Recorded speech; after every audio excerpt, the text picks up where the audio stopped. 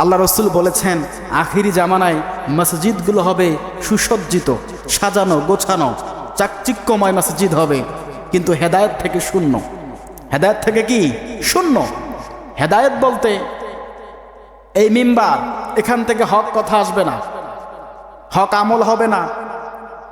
মানুষ মসজিদগুলো মোজাইক করা থাকবে, টাইলস থাকবে, পাথর থাকবে, অনেক সুন্দর সুন্দর কারুকার্য দিয়ে সাজানো থাকবে, কিন্তু ওই মসজিদে হেদায়েত প্রাপ্ত মানুষ থাকবে না, ঈমান হবে দুর্বল। রসুলের জামানার মসজিদগুলো ছিল কাঁচা, মাটি দিয়ে তৈরি করা, খেজুর গাছের বাকল ছাল দিয়ে ঢাল দিয়ে মসজিদের ছাদ নির্মাণ ছিল, তবে মানুষের ঈমান ছিল পাকা মজবুত।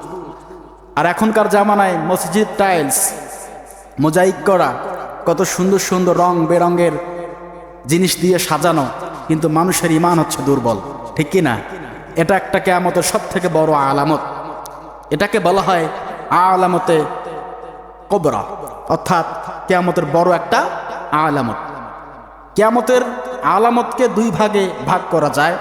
এক হচ্ছে আলামতে কবরা, অর্থাৎ বড় কিছু আলামত, আর হচ্ছে আলামতে সগরা, অর্থাৎ ছোট ছোট ছোট আলামত।